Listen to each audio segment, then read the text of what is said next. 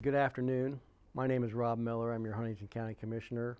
This is our first podcast in a series of podcasts we're going to give to the public, the Huntington County public, in 2025. Today I've got our Executive Director for Elevate Huntington, Erik Long. Erik, welcome. Thank you, Rob. Just going to give you a little background on Erik. Erik, you know the saying that the apple doesn't fall too far from the tree. Erik's got a pretty significant pedigree. His dad was David Long, who was the Senate Pro Tem for 12 years at the Indiana State Legislative Body, and he was a state legislator for almost 22 years. And his mother also was a bit of a icon in her own right. She was a local broadcaster on 21 Alive and well respected. So Erik's got a pretty high bar to meet. And so Erik, why don't you just tell us a little bit about yourself? Sure. Yeah. Well, as you said, I grew up in a family of local leaders, and my dad, lifelong dedicated to politics and being involved in the community. My mom, was a lead anchor at 21 for 30 years. Also led all the local plays and emceed a lot of events, did a lot of volunteer work, sat on boards. So I was surrounded by a lot of civic engagement and two parents who were very dedicated to their community. So to be able to work in Northeast Indiana and do some good work, trying to better the community has been great. Just tell us a little bit about your background and how you landed here. Sure, yeah. So I obviously grew up in a household that was very civically minded. Parents are really involved in the community. I left. I went to IU Bloomington, moved out to Los Angeles, only to realize that I wanted to be back in Indiana. So when the pandemic hit and my work shut down out there, I came home and really rediscovered Northeast Indiana. Realized its beauty, I think, not for the first time, but just rediscovered it. But I also saw a lot of small towns that were struggling. Seemed like they were kind of getting left behind. A lot of shuttered doors, shuttered windows, businesses that I was asking myself, like, how are they surviving? It seems to be kind of a ghost town around here. So I wanted to get involved in economic development at the rural level. How did these towns and communities come to be, and where are they going? And what are their struggles and challenges, and how do I help with that? I don't know why, but it just struck a chord with me. Right.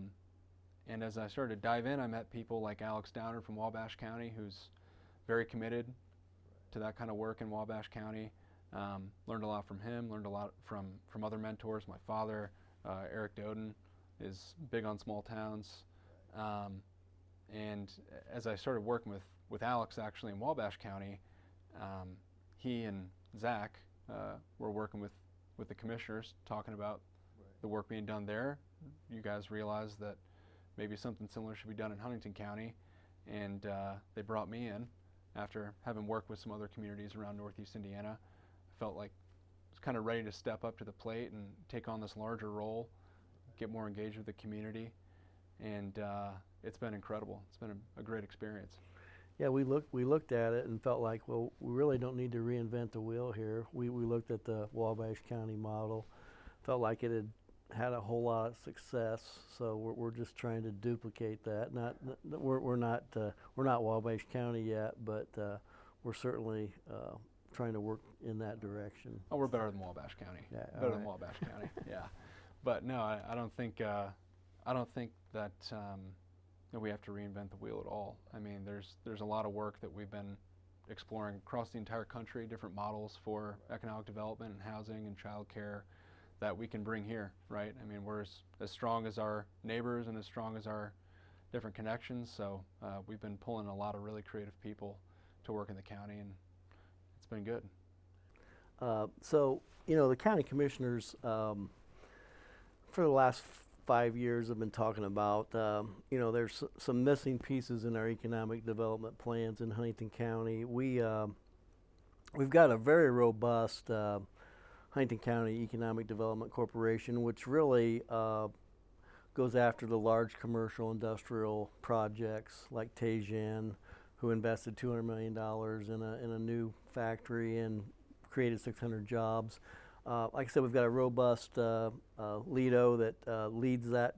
But the one thing we felt like we were missing, and this is why we started Elevate Huntington, was we needed somebody to look at quality of life stuff like trails, recreational opportunities, restaurants, hotels, childcare, housing. I mean, that was the missing piece. And we looked to our west, to Wabash, and we felt like they've done a tremendous job in Wabash County of getting all these small towns and communities together and getting everybody to row in the same direction, and looking at what can we do to improve these amenities that are lacking in small rural communities. And so really that's kind of what you've been charged with. And so just tell us a little bit about what kind of reception you've got from the smaller communities around Huntington, and each community I feel like is different, Mm-hmm. you know. Mm-hmm. So I'll let you kind of expound on that. Yeah, well, it's interesting when you talk about economic development. I think initially there's had to be a bit of a reframing around quality of life as economic development. It's not just about attracting new industry and business to the community. It's about setting the table for new families to move to the community, trying to create amenities and different activities for people to do here so that people want to stay, young people want to stay. People like myself moved away from even Fort Wayne looking for something more exciting and interesting to do. I think, as we go around the county talking to different people, different leaders, whether that's Warren, Mount Etna, Markle, there's a lot of people that see that. There's a lot of proactive, ambitious people in Huntington County trying to, whether it's renovate old buildings downtown, fix up a park, start a new child care facility. There's a lot of proactive, exciting stuff going on.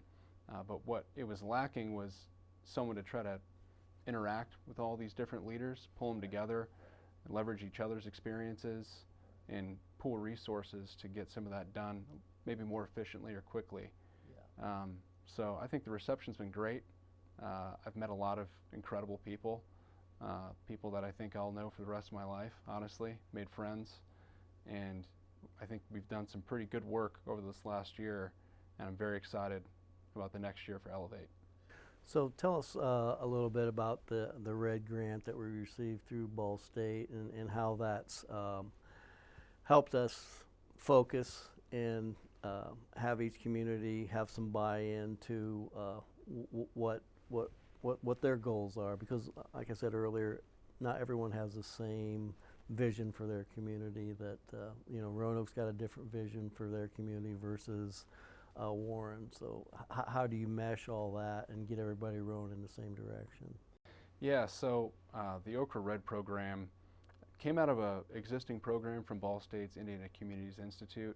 It was a community development program that you could apply for and then go to Ball State to take that course.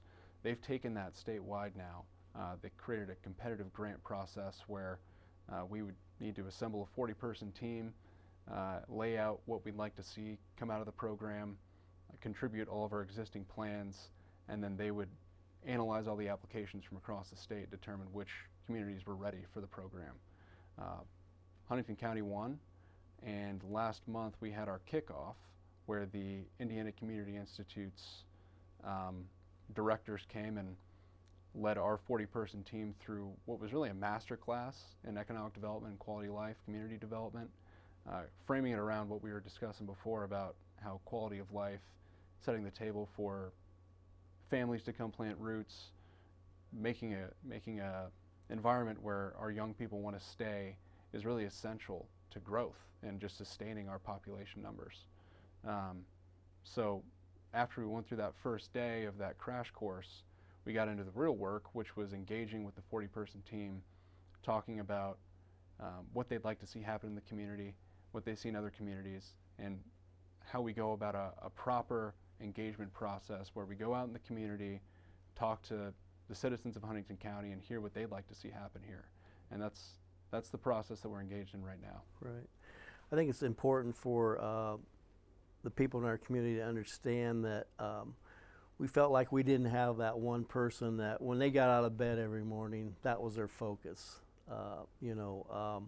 Our current economic development group that does the heavy commercial, heavy industrial economic development, I mean, didn't have the staff or the bandwidth, so we felt like we needed to have a two-pronged approach here. And the quality of life stuff's very important.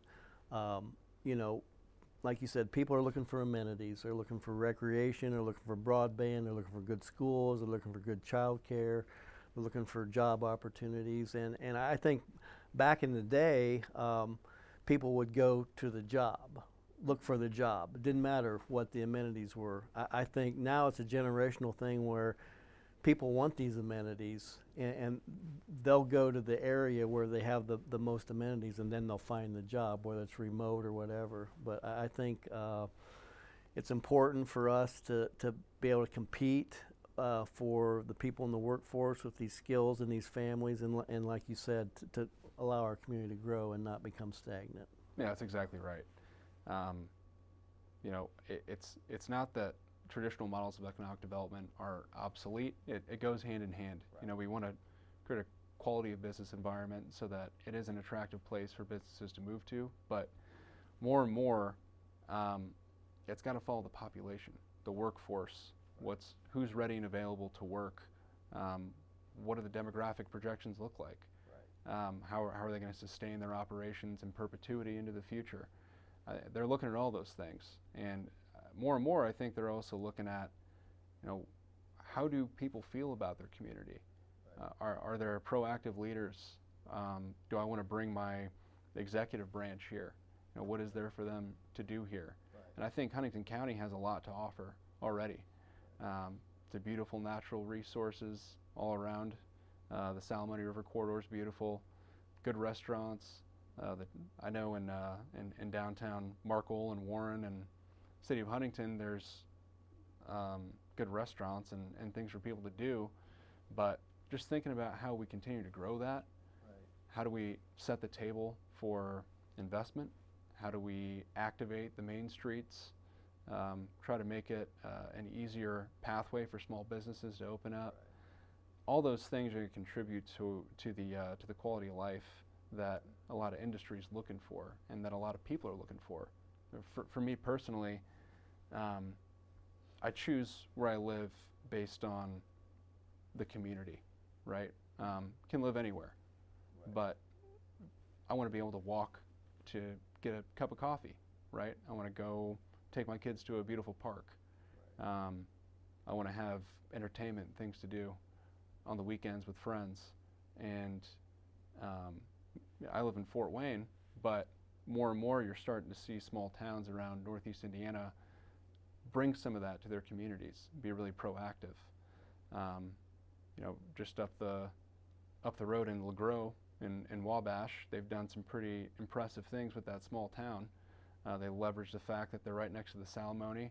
They fixed up their small buildings. They've got an ice cream shop, a coffee shop. They're putting in a grocery store. I think it's a really good model for what we can do in our small towns as well. I think that was part of the driving force for the commissioners. We looked at that Wabash model and what they had been able to accomplish with it, and we felt like that was the missing piece that we didn't have in the Huntington County economic development plans. So can you touch on any initiatives that we're working on right now that you feel like are going to help us get to some of these goals we've set for ourselves? And I think everybody understands, you just don't do this overnight. It's a process that takes some time, but we're very mindful of what people want and what people need, and we're going to try and address those needs. So if you could touch on a couple things couple projects you think are getting some legs, that let's go there. Yeah, absolutely. Well, some of the priorities that were laid out in the Elevate initiative, we put together a scope of work and highlighted some of the top priorities, which were housing, childcare, leadership development in the community, identifying grant opportunities for different park initiatives, etc. I think number one on everybody's mind is housing, right? There's a shortage. It's expensive. The road to developing new housing is very expensive right now. It's kind of a hurdle, especially in small towns, because of the market valuation, right? You build a new subdivision in Fort Wayne, well, you can justify some of the prices up there. But in rural communities, it just doesn't make a whole lot of sense. It doesn't pencil out. Can't have the scale that you can in a larger metropolitan area. Right, exactly. So we're trying to look at models around the state that are creative models that set the table for housing development. And it's not necessarily always a large new single-family development. Sometimes it's infill, right? You build on empty lots in a community and on an existing hookup to the utilities, and it's a lot cheaper, right? But what we're trying to do is develop a coalition of leaders around the county committed to pooling resources and being really creative about housing. One way that we're trying to do that is develop a housing development corporation, which would be a board of leaders around the county that understand the landscape, they understand development, they understand finances, and will identify spots around the county that will be ripe for housing development. So what we want to do ideally is tee it up so we could land bank these properties. We've identified the utility sources.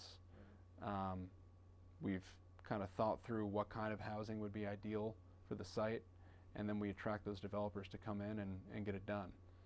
A good example of a community realizing the needs for housing is right now Roanoke's on the edge of investing a lot of money in their sewer plant expansion, and if this expansion comes to fruition, they're saying that they could accommodate up to an additional 2,000 homes in the Roanoke area, which listening to some of the statistics that we've heard from different sources, we're hearing anywhere from 200 to 300 homes, new units that we could build every year if we had the capacity to do it. Mm-hmm. So I think it's important that we look at the data that because what Roanoke needs versus Huntington City or maybe Andrews or Mount Etna or Markle, their needs are all a little different when it comes to the housing. So I think we have to identify the areas where we're going to do the most good, and just make sure we identify. We can't just build stuff and say hope that people come and buy it. Right. We have to build it with a group in mind that we know is going to come in and buy it. Right. So yeah, you can't really be too speculative right now. You don't want to take a big swing, put a bunch of resources into a project, and then not have it sell. Right. So it's really about reading the market, having a really good understanding of what the demand is out there. And that's why I like infill a lot, because you can do it by buyer, you can do it by the actual demand. You can get somebody who's looking for a house. Maybe there's not something on the market. Maybe they want to build new, and you can just do it in a vacant lot that's already hooked up to the utilities. It's way more cost effective, and it prevents all the sprawl. Right. I'm a big advocate for incremental growth rather than infinite sprawl. And I think we got to activate those existing lots first, and some of them are in rural subdivisions out there, not just in the Huntington City inner city area, but those are certainly opportunities as well. Well, the cost of the infrastructure, your sewer and water, is a big number, and if it's already existing in there, I mean that's you have a leg up on that investment by having those that infrastructure there. So, yeah, exactly. Yeah, and even with Roanoke, they're relying on a READY grant to get that done because it's so expensive. It's just all the things that need to fall into place to meet the housing demand. They're big hurdles. So you have to be creative, and you have to have partnerships. You have to work with the region. You have to work with the state. I don't see housing costs coming down, quite honest. I think we're kind of in an infinite upswing of value. There's a great book called The Housing Trap by a guy named Chuck Marone, and it talks about how our system, our economic system, and the market relies on the growth of housing, right? The growth of housing value, and if it comes down, we see what we saw in 2008. It's a crisis that has a trickling effect. So I'm not sure that we'll see housing come down to pre-COVID levels. So in that sense, we have to be creative and pull these resources together and be collaborative. Okay, Eric, so with your background, could you go in depth on what you feel like Elevate Huntington, their mission is moving forward? Yeah, absolutely. So Elevate Huntington is focused on quality of life initiatives. And it's really important to remember that quality of life is economic development. Okay, we're trying to attract industry, but we're also trying to attract and retain population, right? Demographic projections show that there's a population decline coming, and a lot of that's out of our control. It's just natural population decline. People are having less babies. The boomer generation is phasing out of the workforce. So population trends are kind of going down, especially in Northeast Indiana. So we have to start thinking strategically downrange about what's going to attract and retain the population in Huntington County. Right. And a lot of that, and there's a lot of data to back this up, is quality of life. Right. The quality of life is everything from diverse housing options, childcare options, parks, entertainment, recreation, food, beverage, a vibrant downtown. Broadband, exactly, broadband. And I know you struggle with that personally, right? Right, yeah, I do. Yeah, yeah, we're working on that for you, Rob. Promise. But it's trying to lean in the focus for the county on quality of life as economic development. So we're developing programs for housing. We're working closely with the Early Childhood Coalition to try to create more opportunities for childcare. Trying to build up coalitions of leaders in the community countywide who want to get involved in community development or just furthering these conversations, pushing things forward. You know, it's interesting throughout this process, it's been a lot of framing that for people in the county. Some people really get it. For some people, it's a new concept. But through it, you're starting to see kind of a grassroots movement happen about quality of life. I feel like it's on the tip of everybody's tongue. And so right now, I think Elevate, after this first year, is starting to see a lot of progress on very specific projects. So, just touch briefly on the child care initiative, how important that is for economic development and employers. Sure. What that affords us to be able to do as a community by having quality child care and available child care. Yeah, so there's a study that came out that showed, I believe there are 4,000 people in Northeast Indiana that would be able to enter the workforce if they had child care. Right. The circumstances are, it's very expensive just to live right now. Housing's expensive. We're in an inflationary period right now. It kind of demands that both people in the household are working unless you have a very good job. So what happens if you have a kid or you have children and both parents have to enter the workforce? Well, you need childcare. Right. And a lot of us are fortunate to have grandparents that can step in and watch those kids, but that's not always the situation, right? So you need options. You can't just rely on family members. You can't rely on a single source of income. There needs to be childcare options.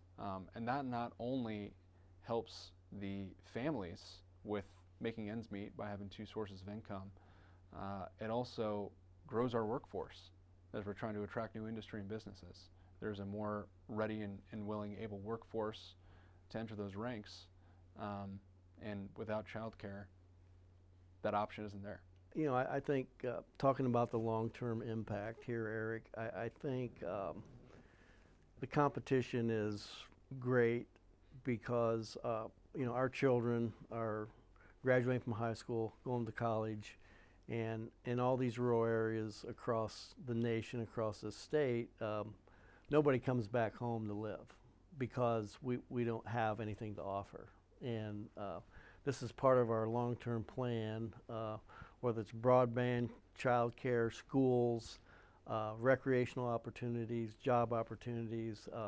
If we don't step up to the plate and provide these amenities and these opportunities for our children that are growing up and going to school, I think we're gonna be in decline if we can't compete on that level. Mm-hmm. Yeah, I think in 5 years from now, ideally, I'm no longer in this role, right? We've successfully rallied everybody to start thinking about this strategically. There's organizations in place that are steering it. We've got housing development moving further along. People are actively investing in the county. There's childcare options.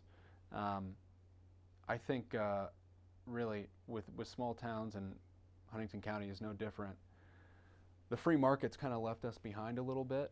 We're not booming like we were in the 50s and 60s, right? Things are kind of consolidating and centralizing around the larger metro areas like Fort Wayne. So the energizing has to come from within. And I think right now we're having some great conversations with leaders in every community who are thinking about that in a big way. And I think that we're on a good track to where it's going to be steered by the community. There's a good effort and good movement with really hardworking, creative people that are moving the ball and pushing the dial on this. They care about it. They're passionate about it. Huntington County is very fortunate to have good leaders that are stepping up to the plate and taking big swings, taking matters into their own hands and being scrappy. And that's really what I love about Huntington County. Huntington County's scrappy.